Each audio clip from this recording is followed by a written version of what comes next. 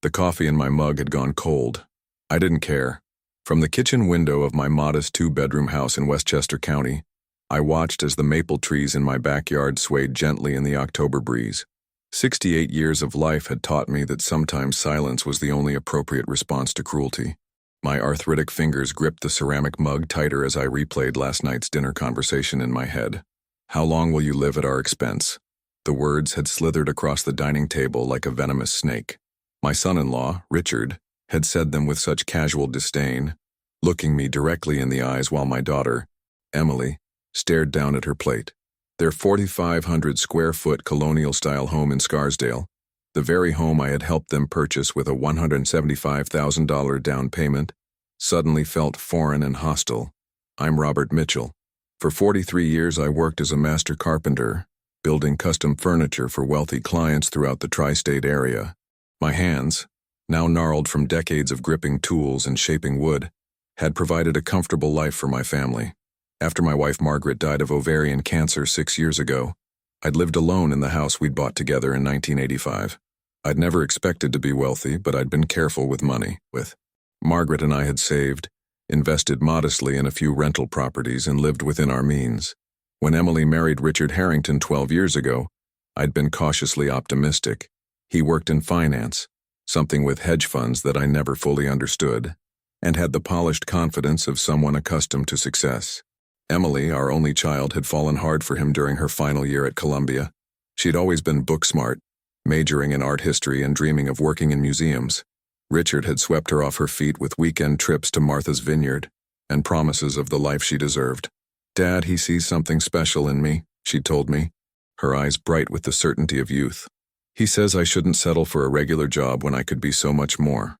What father doesn't want to believe his daughter deserves the world? So I'd smiled and given them my blessing, even as Margaret squeezed my hand under the table at their engagement dinner, her intuition sharper than mine. The rental properties had provided a steady income stream after I retired at 65, enough to supplement my Social Security and modest 401k. I wasn't rich by any stretch, but I was comfortable. Then came Emily's call 18 months ago, her voice tight with stress. "Dad, I hate to ask this, but Richard's investment had some unexpected complications. We might lose the house deposit if we can't come up with more cash by next week." I didn't hesitate. "How much do you need, sweetheart?" "175,000. She'd said it quickly, as if the speed would diminish the amount. "It's just temporary, Dad. Richard's bonus comes through in December and we'll pay you back right away, I promise." December came and went. When I gently inquired in January, Richard explained that the bonus structure had changed, but he'd make it right by summer. Summer passed with no mention of repayment. Meanwhile, they took trips to Aspen and the Amalfi Coast, posting photos on Facebook that Emily insisted I join so I could keep up with their adventures. Last night's dinner was supposed to be a celebration of my birthday. Emily had invited me over, promising Richard would grill steaks, and they had exciting news to share. The news, it turned out, was that they were planning to renovate their already immaculate kitchen. "Quartz is completely out," Richard had explained, swirling his third glass of Cabernet. "Everyone's doing marble again, but with an antiqued finish. Emily's found this amazing Italian designer." "That sounds expensive," I'd said without thinking. The table had gone quiet. Richard set down his wine glass with deliberate care. "Speaking of expenses," he'd said, his voice casual but his eyes hard, "Emily and I were thinking it might be time to talk about your living situation, Robert." Emily had looked up sharply. "Richard, we agreed to discuss this another time." "No time like the present," he'd replied with a tight smile. "Robert, we're concerned about you rattling around in that old house all by yourself. The maintenance alone must be crushing on your fixed income." "I manage just fine," I'd said, setting down my fork. "The house is paid off, and I have my rentals." "Yes, those ancient duplexes." Richard had made a dismissive gesture. "They're money pits, Robert. You should sell them while the market's still decent. We know an excellent senior living community in White Plains, very affordable." "I'm not interested in senior living," I'd replied, feeling my chest tighten. "I'm perfectly capable of taking care of myself." That's when he'd dropped the bomb.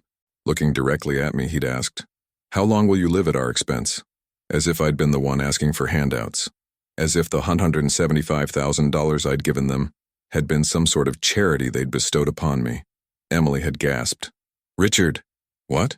"It's a fair question." He'd turned to her. "Your father's pride is going to bankrupt him." And then guess who he'll come to for help? We have our own future to think about, Em. The kitchen, the Hamptons house next summer. We can't be everyone's safety net. I'd stood up slowly, placed my napkin beside my half-eaten steak, and thanked Emily for dinner. As I walked to the door, she'd followed me, tears in her eyes. Dad, he didn't mean it like that. He's just stressed about work. Please don't go. But I'd seen the truth in Richard's eyes. In their world, I was a liability. An old man with dwindling resources who might one day become a burden. The fact that I'd never asked them for a penny, that I was, in fact, owed a small fortune by them, seemed entirely irrelevant. Now, staring out at my maple trees, I made a decision. I reached for my phone and called my old friend Martin Leibowitz, who had retired from his law practice but still kept his license active. "Marty," I said when he answered, "I need your help with something important." "Anything for you?" "Rob, what's going on?"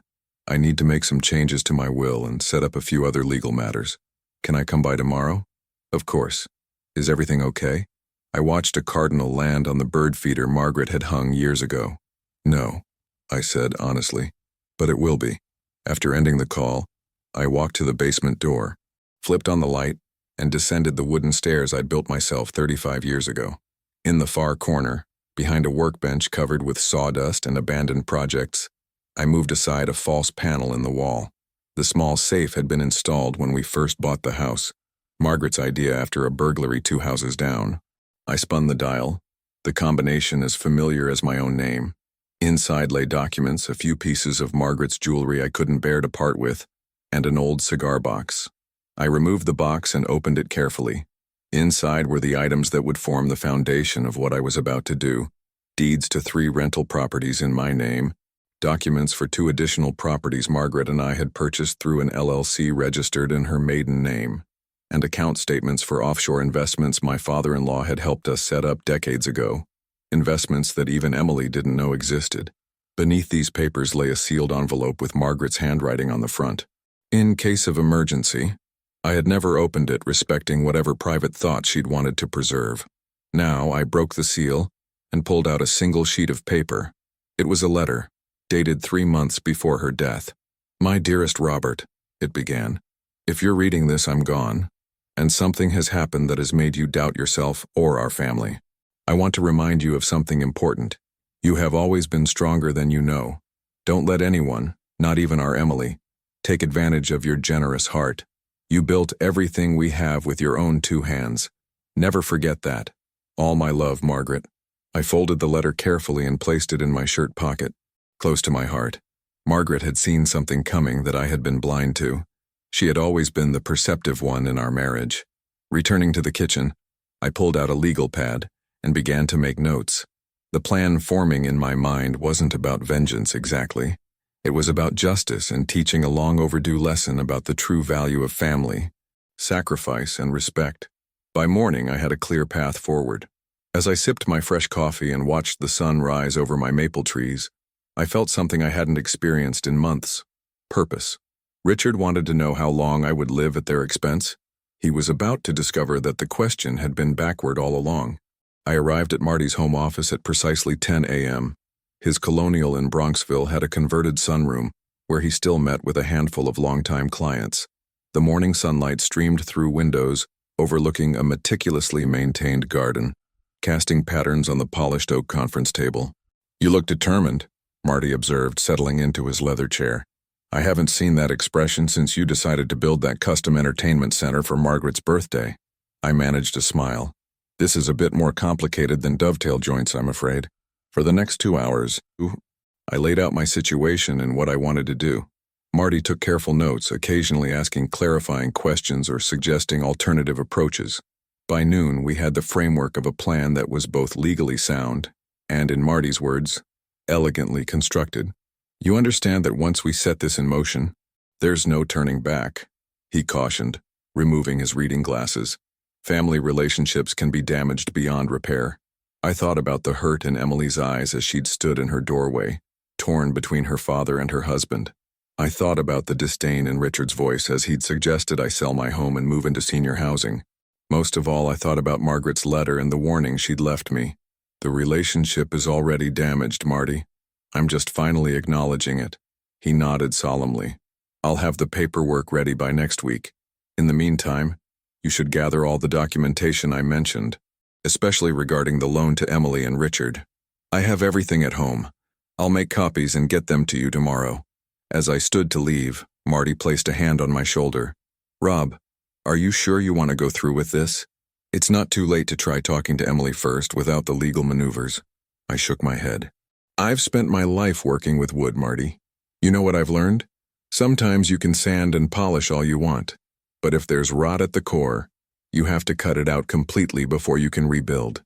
The next morning, I received a text from Emily. "Dad, I'm so sorry about dinner. Richard feels terrible. Can we meet for lunch today? Just the two of us?" I agreed to meet her at a small cafe in Larchmont, halfway between our homes. She was already waiting when I arrived, nervously shredding a paper napkin at a corner table. She looked so much like Margaret, the same auburn hair, and the same delicate hands. But Margaret had possessed a strength that I wasn't sure our daughter had developed. "Dad," Emily stood and embraced me. "I've been so worried.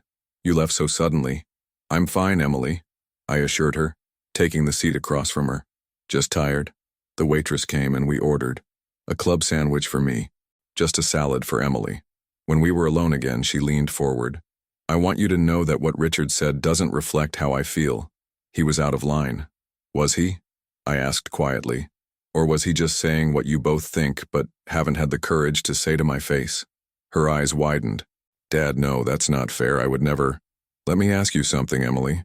Do you remember why I gave you and Richard the $175,000 for your house down payment?" She blinked, thrown by the change in subject. "Of course I do. We were in a bind with the closing date, and Richard's bonus was delayed.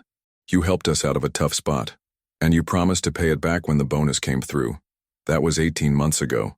A flush crept up her neck. "I know, Dad. Things have been complicated with Richard's work. The market has been unpredictable, and his compensation structure changed.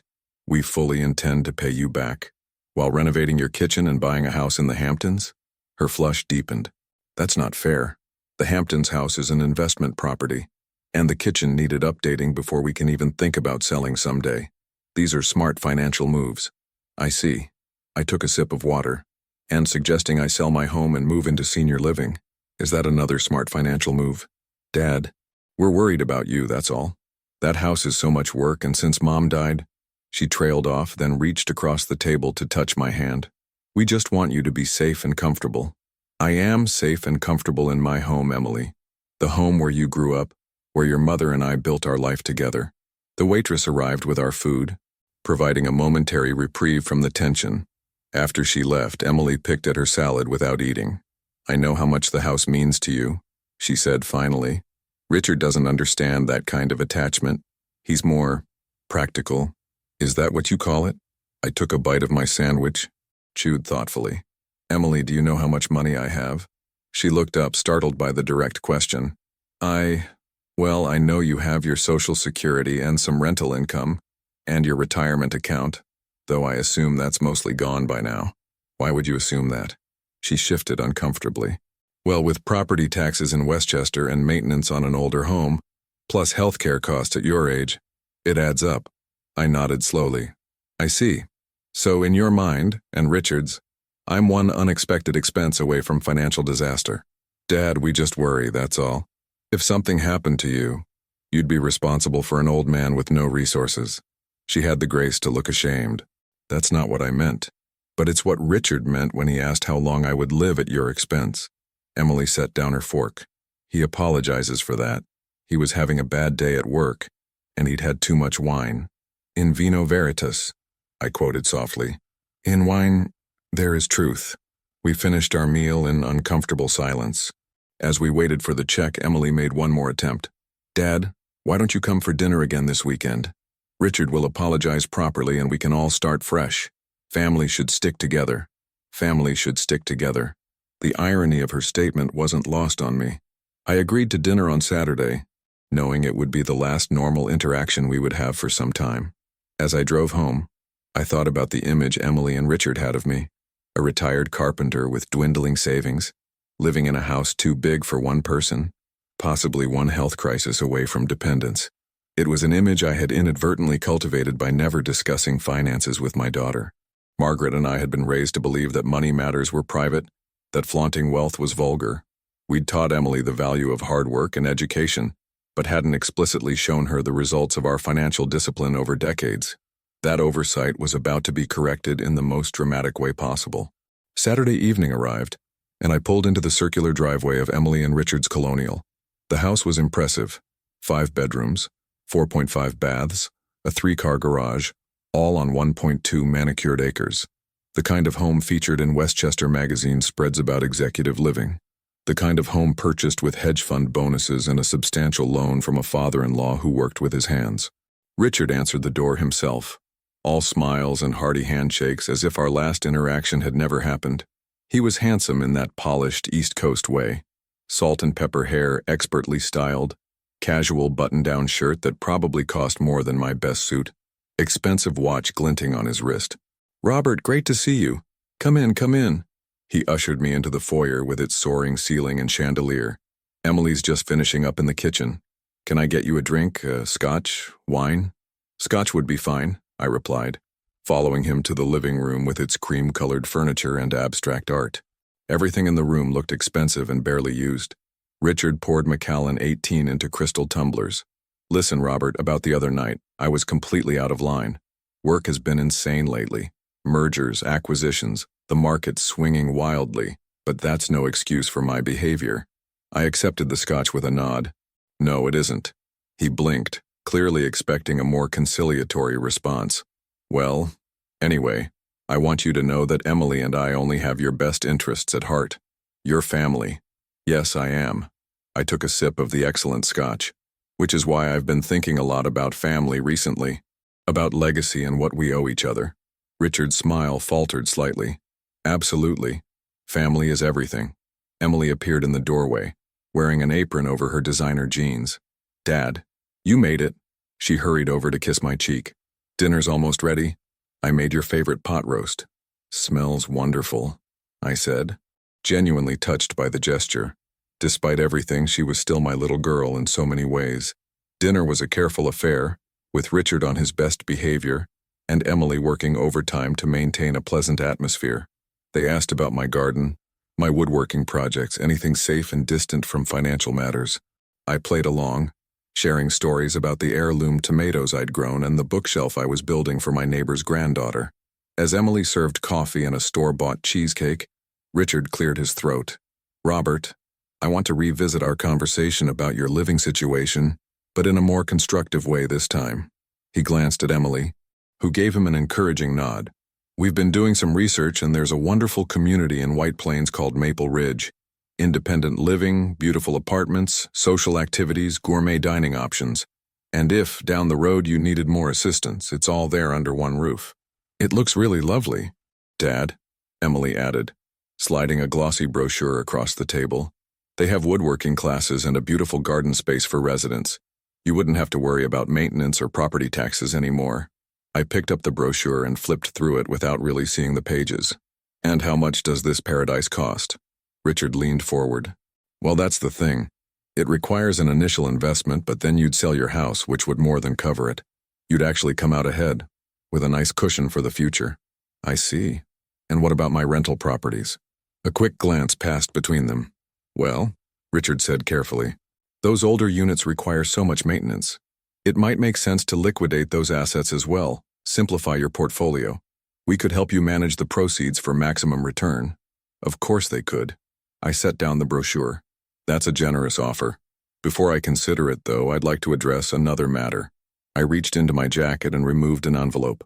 "This is a formal request for repayment of the $175,000 loan I provided for your house down payment, plus 5% interest, as is standard for personal loans, bringing the total to $192,281.25. The room went silent. Emily's face drained of color, while Richard's flushed dark red. "Dad, what are you doing?" Emily whispered.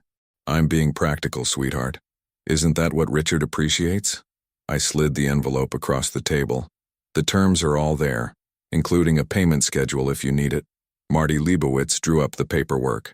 Richard's jaw tightened. "You got a lawyer involved? Over a family matter?" Robert, this is completely unnecessary.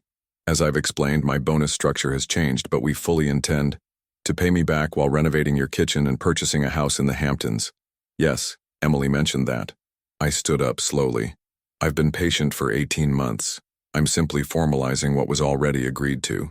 Emily was on the verge of tears. Dad, please don't do this. We can work something out. We already did work something out, Emily. You promised to repay the loan when Richard's bonus came through. December 2023. It's now October 2024. Richard stood as well, his practiced charm evaporating. This is absurd.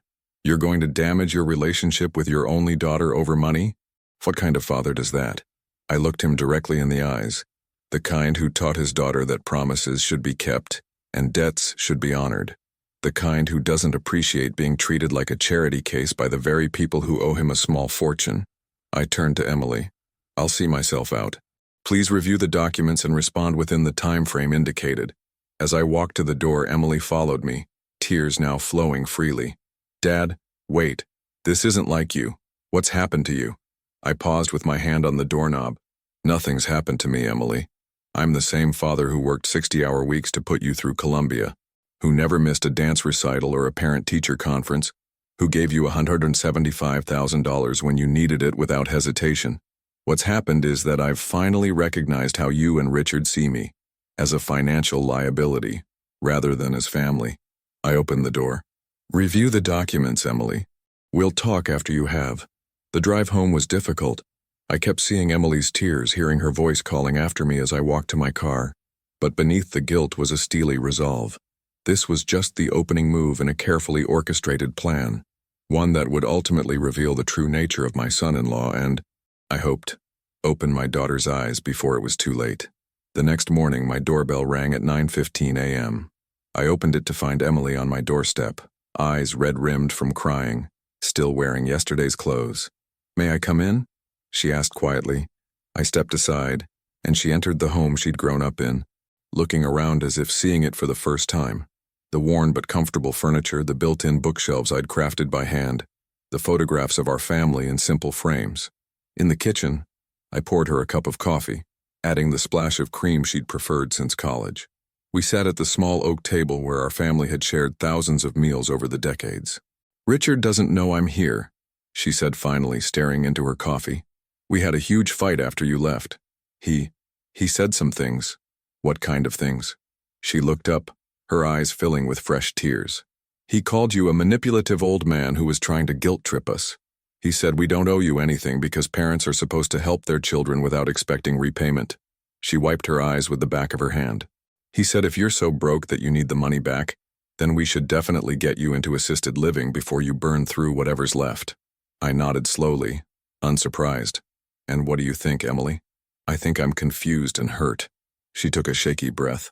Dad, we do intend to pay you back, and we always have. But things have been complicated with Richard's work, and we have obligations. The mortgage, property taxes, my student loans, and kitchen renovations, and a house in the Hamptons. She flinched. Those are investments in our future. And what about your promise to me? Isn't that an investment in our relationship? In your integrity? She had no answer for that. After a moment, she asked, do you really need the money back right now? Are you in financial trouble? It was the question I'd been waiting for. What would you say if I told you I was? That the medical bills from your mother's final illness, combined with rising property taxes and inflation, had depleted my savings? Alarm flickered across her face. Are you saying that's true? I'm asking what you would do if it were. She hesitated, then said slowly, we'd help you, of course. You're my father. But Richard thinks. He says we need to be practical about how we support you long term. By selling my home and moving me into Maple Ridge. It's a beautiful community, Dad, and it would give you financial security. I studied my daughter, this woman I'd raised, whom I'd loved unconditionally since the moment the doctor had placed her in my arms. Somewhere along the way, Richard's values had become her values, his worldview her worldview. Or perhaps she'd always had these materialistic tendencies, and I'd been too blind to see them. Emily, I'd like you to come with me to meet with Marty Leibowitz tomorrow morning. There are some things about my financial situation that you should know. What things? Wariness had replaced the tears in her eyes. Things that will affect your future and Richard's. I think it's time we had complete transparency between us. She agreed to meet me at Marty's office at 10 a.m. the following day, though I could see the apprehension in her posture as she left. I spent the rest of Sunday preparing for what would come next, organizing documents and making phone calls to set other aspects of my plan in motion. Monday morning dawned clear and crisp, a perfect October day in Westchester. I dressed carefully in the charcoal suit I reserved for important occasions, adding the tie Margaret had given me for our 40th anniversary. Emily was waiting outside Marty's office when I arrived, wearing the professional attire of her museum curatorial days, her face a careful mask of composure. I told Richard I had a dentist appointment, she said as we walked in together. I didn't want another fight before I understand what's going on. Marty welcomed us into his sunroom office, offering coffee and making small talk about the unusually colorful foliage this year. When we were settled, he looked to me. Robert, would you like me to explain or would you prefer to do it yourself? I'll start, I said, turning to face Emily. Sweetheart, do you remember those summer trips to your grandfather's cabin in the Adirondacks? She looked confused by the apparent non sequitur.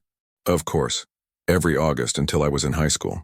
What your mother and I never told you was that those weren't just vacations. They were working trips for us. Your grandfather, your mother's father, had made some very successful investments in his lifetime. He taught us everything he knew about money management, real estate, and long-term wealth building.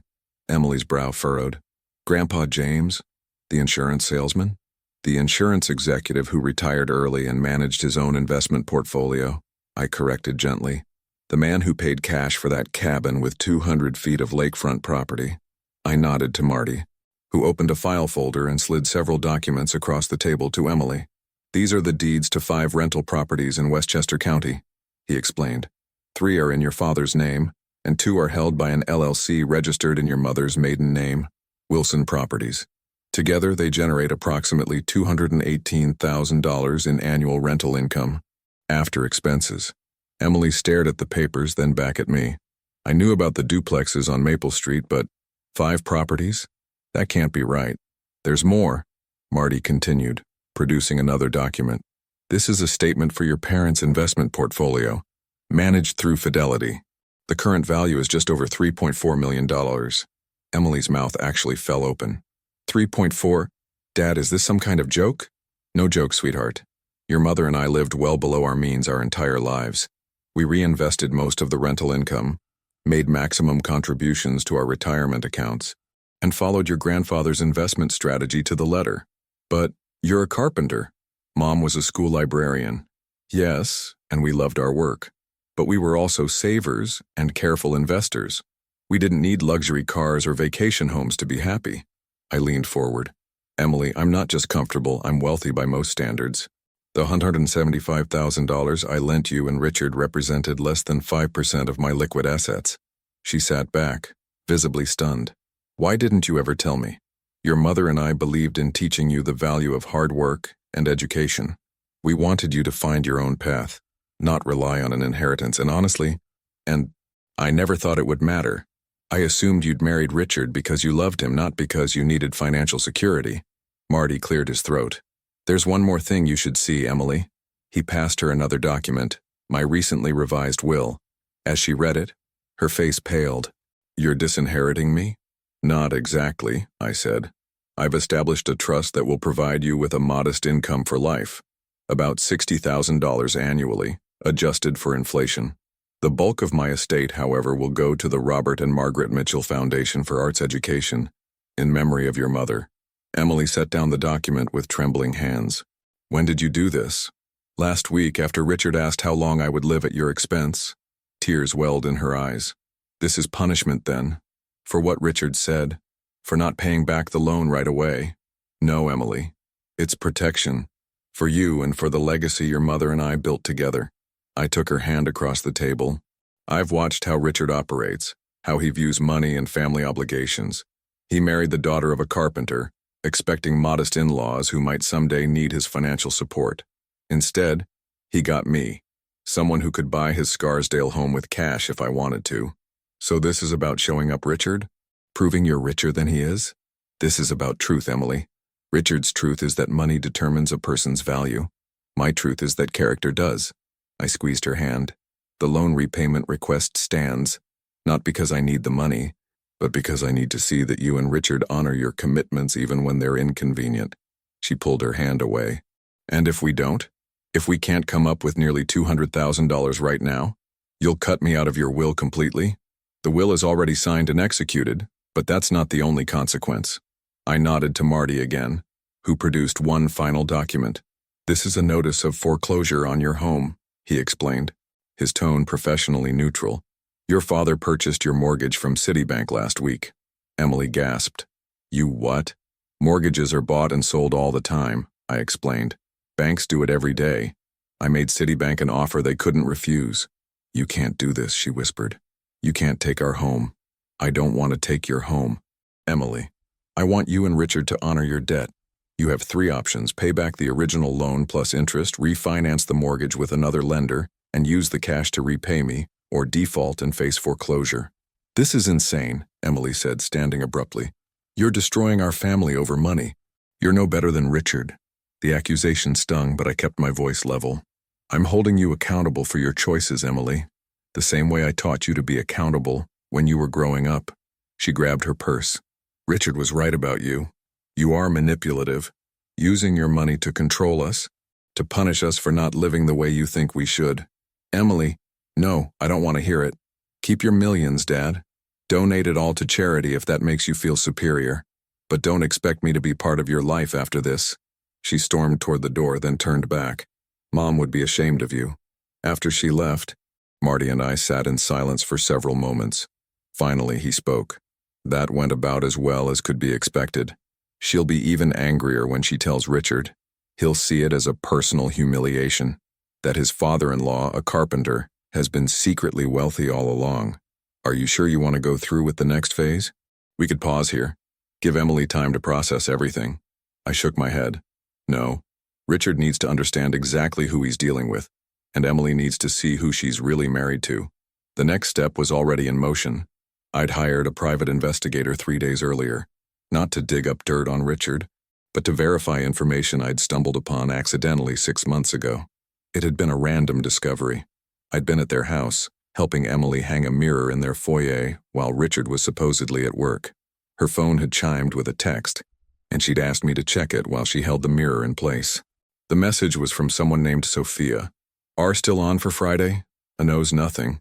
When I'd read it aloud, Emily had looked confused. Must be a wrong number, she'd said. I don't know any Sophia who would be texting me about R&A. I'd thought nothing of it until weeks later, when Emily mentioned canceling dinner with me because Richard had an unexpected business trip to Chicago.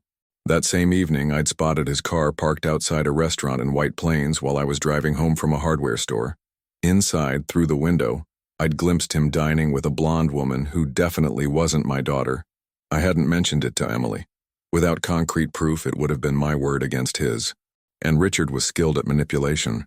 Instead, I'd filed the information away, an unsettling data point that aligned with other small inconsistencies I'd noticed over the years. Now, it was time to bring everything into the light. The PI's report arrived by secure email the following day, confirming what I'd suspected. Richard had been having an affair with Sophia Reinhardt, a colleague at his firm, for at least 18 months.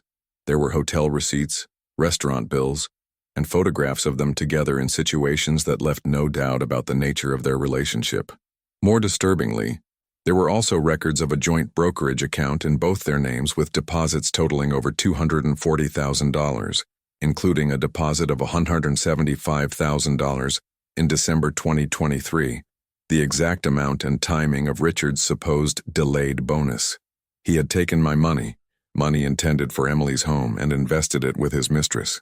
I forwarded the report to Marty with instructions to prepare the final set of documents we'd discussed. Then I waited. Emily hadn't called or texted since our meeting. I imagined she and Richard were having intense discussions about how to handle the loan repayment and the revelation of my financial status. I gave them 3 days before making my next move. On Thursday evening, I called Emily's cell phone. It went to voicemail, as expected. Emily, it's Dad. I understand you're upset, but there are some additional matters we need to discuss regarding your financial situation with Richard. Please call me back as soon as possible. It's important. 15 minutes later, my phone rang. It was Richard, not Emily.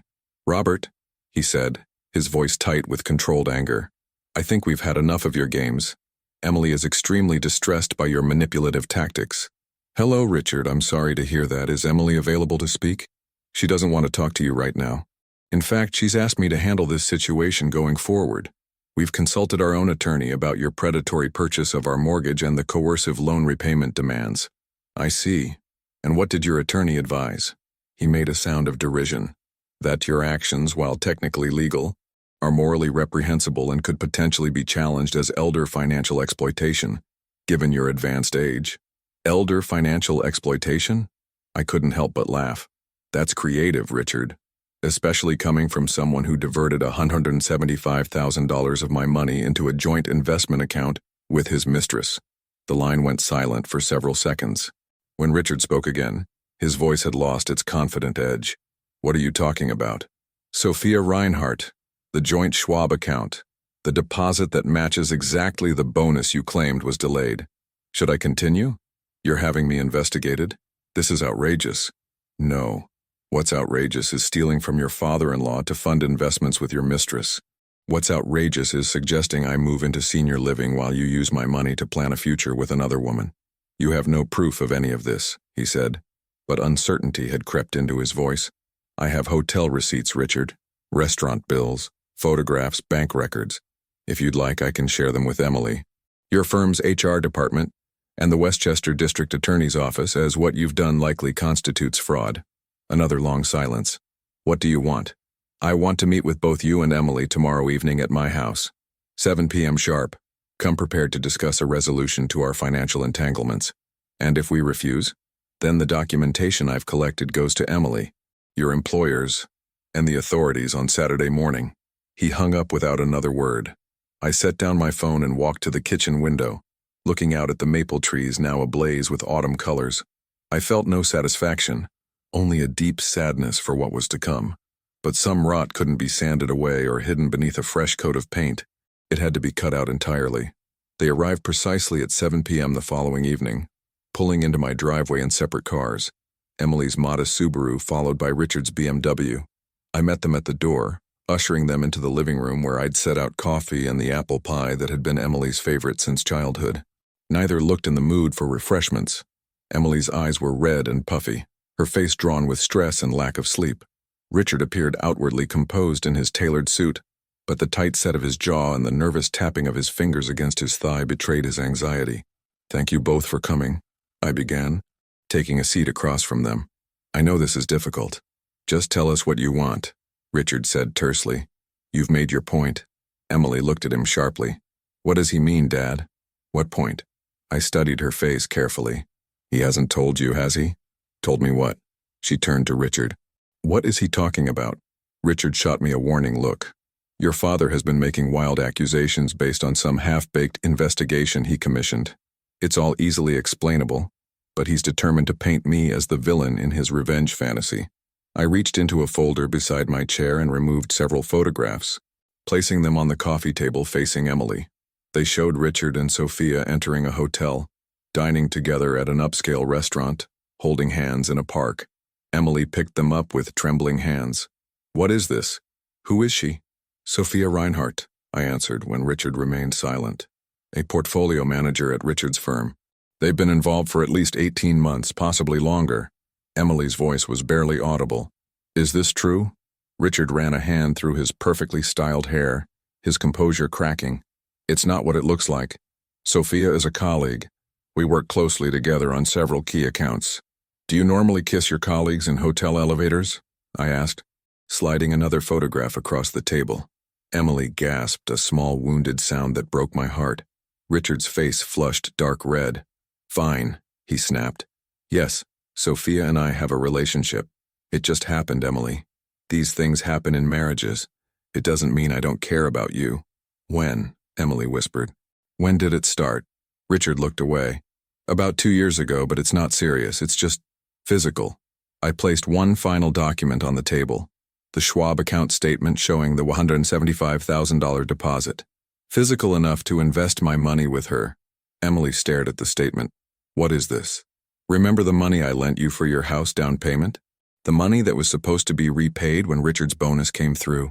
I gestured to the statement. His bonus did come through. He just didn't use it to repay me or to benefit you. He invested it with Sophia in a joint account. All color drained from Emily's face as she looked from the statement to Richard. Tell me this isn't true. Tell me you didn't take my father's money and give it to her. Richard stood abruptly. This is absurd. I don't have to sit here and be interrogated in my father-in-law's living room. Emily, we're leaving. She didn't move. Answer me, Richard. Did you take the money my father lent us and invest it with your mistress? His silence was answer enough.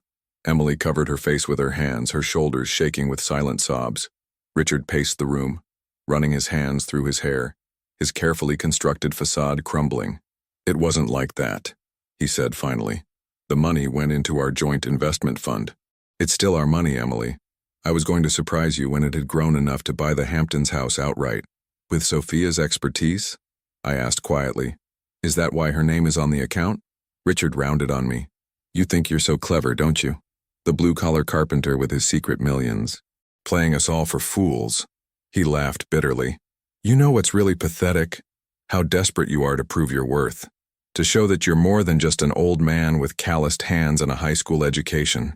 I remained calm, even as his words struck their intended target. Is that how you see me? Richard, is that how you've always seen me? Of course it is. You think I didn't know you had money? The rental properties, the way you never worried about bills? I knew you were comfortable, but I also knew you were the kind of man who would hold on to every penny until they pried it from your cold, dead hands. He turned to Emily. That's why I never pushed to repay the loan. He didn't need it.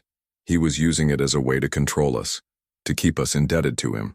Emily looked up, her tear-stained face hardening. So you gave it to your girlfriend instead? You stole from my father to impress your mistress? Richard threw up his hands. It wasn't stolen, it was invested. And yes, Sophia knows more about market strategies than I do. She's brilliant with emerging tech stocks. The account is up almost 18% since we opened it. With my money, I reminded him quietly. Money you can clearly afford to part with. He shot back. 3.4 million in investments? 5 rental properties. You've been playing the humble carpenter all these years while sitting on a fortune. He turned to Emily again. And he never told you, never offered to help with your student loans or to give us a real down payment instead of a loan. What kind of father does that? I waited for Emily to respond, to defend me or to join in Richard's condemnation.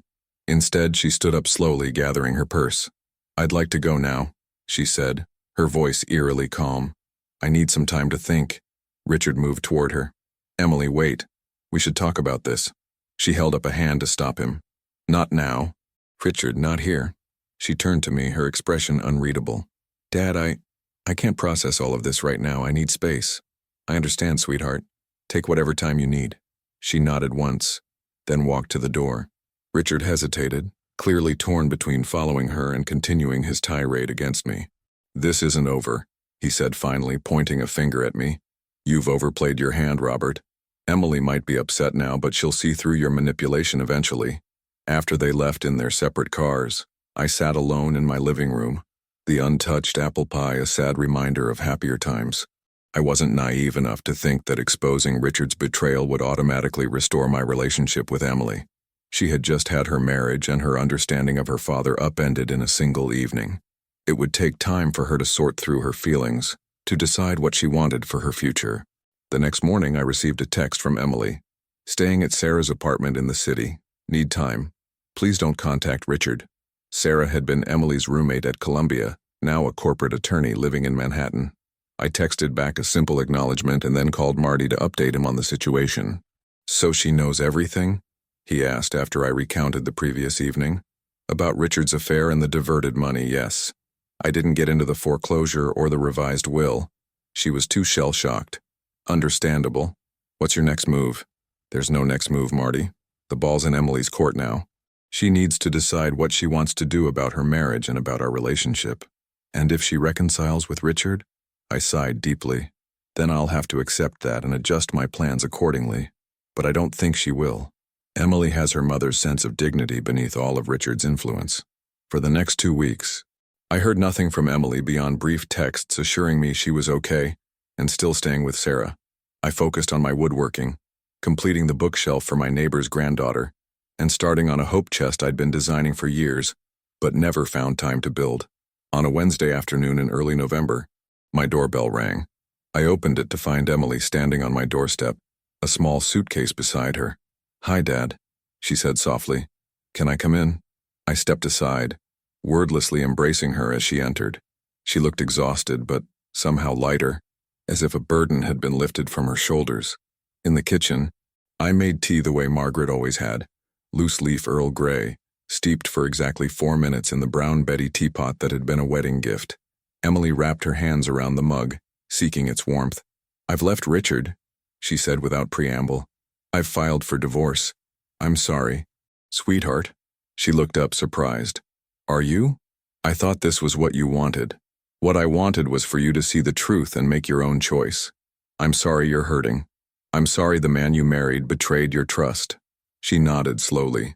"After I left here that night, I went to a hotel.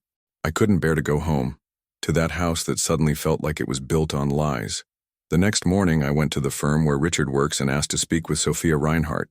My eyebrows shot up. "You confronted her?" I had to know the whole truth. She was surprisingly forthcoming. Once she realized I knew about the affair, she told me everything. "It started before our wedding, Dad. They'd been involved, broken it off when he proposed to me, then reconnected about 2 years ago." She took a sip of tea. "She thought I knew about the investment account. Richard told her it was with my full knowledge and approval, that we were all planning for a future where we would share a Hamptons property as a compound for entertaining." "Good Lord," I murmured. "It gets worse. When I told her about the loan from you, she was genuinely shocked. She said Richard had told her it was an early inheritance, that you had given us the money outright. The depth of Richard's deception was breathtaking." "What did you do next?" "I went home and packed some essentials while Richard was at work. Then I went to Sarah's apartment in the city and called a divorce attorney she recommended." Emily's voice grew stronger. "The next day, I had the locks changed on the house and instructed the security company not to let Richard in without me present. Then I went through every financial document in his home office." She reached into her purse and removed a USB drive, placing it on the table between us. "He's been siphoning money from our joint accounts into his personal accounts for years. Small amounts that I wouldn't notice. $500 here, $1,000 there. It adds up to over $120,000 since we've been married. Money that was supposed to be for our future. Emily, I'm so sorry." "Don't be. I should have seen it. The signs were there. The unexplained business trips, the late nights at the office, the way he controlled all our major financial decisions while giving me an allowance for household expenses." She shook her head. "Mom tried to warn me, you know. Right before the wedding, she took me aside and said, 'Make sure you always have your own money, Emily, no matter how much you love someone.' I thought she was being old-fashioned. Your mother was a wise woman." "Yes, she was." Emily reached across the table and took my hand. "Dad, I owe you an apology for not seeing what Richard was doing, for letting him disrespect you, for forgetting the values you and Mom taught me. You have nothing to apologize for. We all want to believe the best of the people we love. Still, I should have questioned why we weren't repaying your loan. I knew it was wrong, but I let Richard convince me it wasn't a priority." She squeezed my hand. "I'm going to pay you back, Dad. Every penny. It might take some time. The divorce will be complicated, and Richard is already fighting me on everything. The money isn't important, Emily. It is to me. It's about honoring my commitment to you, about being the person you and Mom raised me to be." She took a deep breath. "I've also decided to resign from the museum and start my own art consulting business. I have a master's degree in art history that I've barely used, because Richard convinced me my true calling was as his wife and hostess." "That sounds wonderful. Your mother would be so proud.